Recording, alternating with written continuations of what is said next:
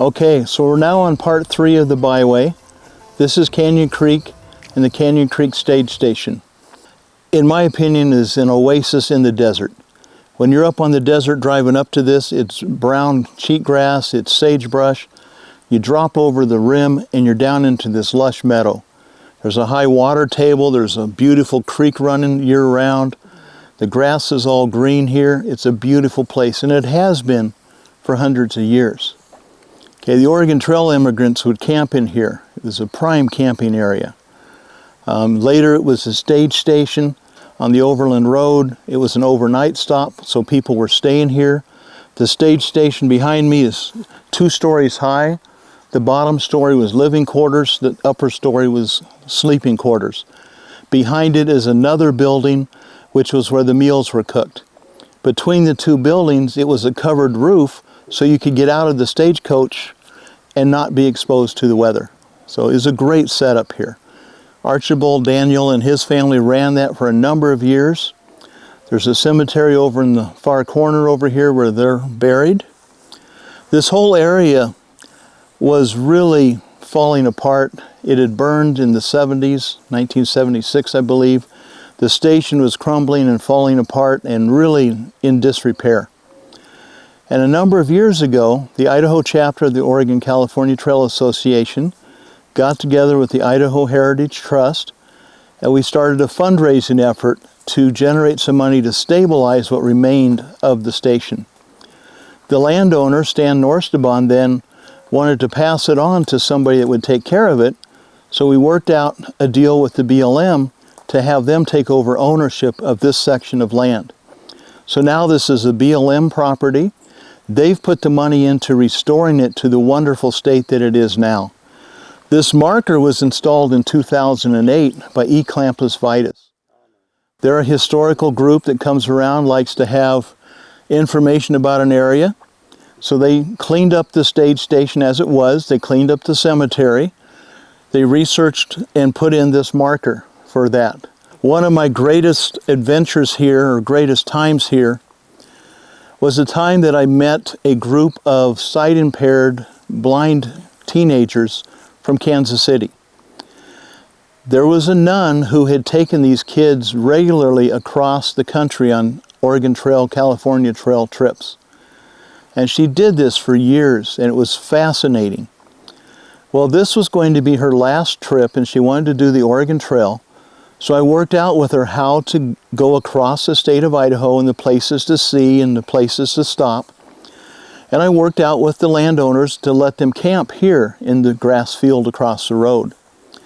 So they pulled up in their U-Haul truck, made a line, unloaded this truck, set up their tents, cooked a dinner, and then gave an ad hoc impromptu performance.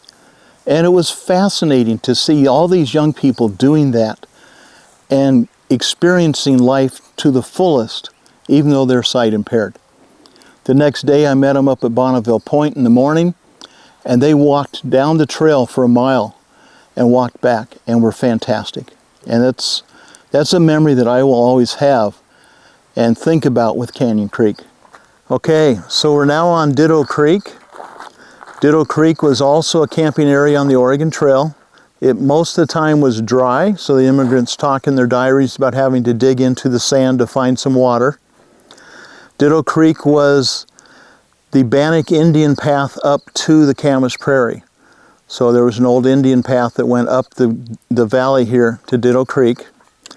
Later on, when the Jeffries route was developed in 1854 and again in 1862, and Tim Goodell led his large wagon train, they came over the mountains from Willow Creek down Ditto Creek to rejoin the main Oregon Trail in this area.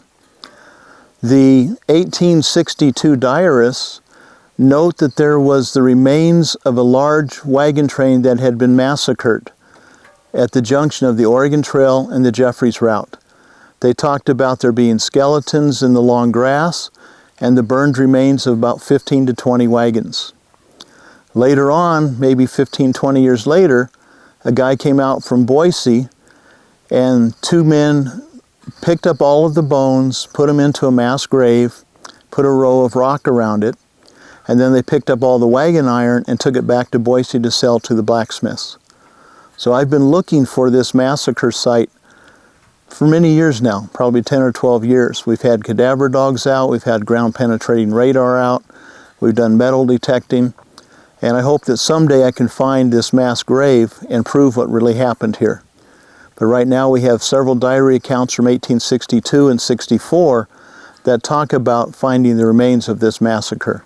We're at Bounds Creek now, and behind me is the Bounds Creek inscription rock. There were immigrant names carved on this rock, just as any time there was a big rock beside the trail, immigrants wrote their name on it in axle grease or carved it if they could scratch it into the rock. They did this to let the people following behind know that they had reached this point. It was kind of a mailbox, if you will, for the travelers on the trail. On this particular rock, the names are fading badly. They're exposed to the weather, the axle grease just fades away in time. I've got a photo from about 20 years ago where I've been able to identify about 20 to 22 different names on that rock. If you look at the interpretive sign at this point, you'll see that my artist, Cindy Smith, drew a picture of somebody writing a name on the rock, and she had it be C. Smith, her name. All right, so we're at Indian Creek, Mayfield at this point. Indian Creek was another very popular camping area. It had water most of the time. It was also one of the first places that was homesteaded in Idaho. About 1865, Obie Corder married a lady whose parents had homesteaded, and he bought them out, and then he kept a store and a mail stop and a little ranch here for probably 45 years or so, till the early 1900s when he moved into Boise. So he was one of the original people in this area. He used to race horses on the pasture back behind me here. He was instrumental in the early days of setting up Idaho horse racing associations and racing at the fairgrounds and such. Beside me is what's left of the community hall. It's falling into disrepair. It's now being trashed and vandalized, and it's really sad. 20 years ago it was in pretty good shape, but the roof has fallen in and it won't be long and the whole building will need to be torn down. When this was built about 1910, 1918, it was built with slats for floors coming from both sides. Well, they got to the middle and they didn't have a slat narrow enough to fit the gap, so they had a 2-inch gap down the center of the floor that when you had dances you had to be careful to step over. In later years, in the 1960s, they brought in a couple of buildings for the schoolhouse and the teacherage where the teacher lived.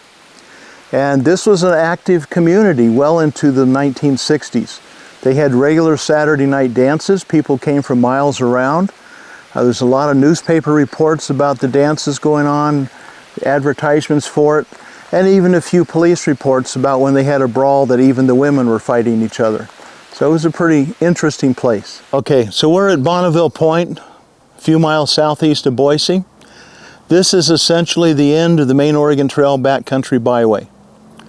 It's been a great trip all day long. We've traveled about 100 miles on the Oregon Trail.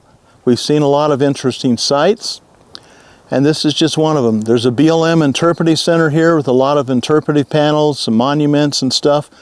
You've got a great view of the Boise River Valley, and the Oregon Trail goes down from here, down the hill to the Oregon Trail Recreation Area off of Gowan Road in Boise. It's a continuous route, so you can hike from here or ride your bike from here down. But I hope you've enjoyed today. You know, I had a great time bringing you out here on the byway and showing you all these interesting sites. You can get more information on the website, idahoocta.org. And, you know, consider coming out and joining me on a tour. I do a byway tour in April every year, and we just have a good time with it. So thank you all for joining me today, and I hope you'll come back and watch more videos.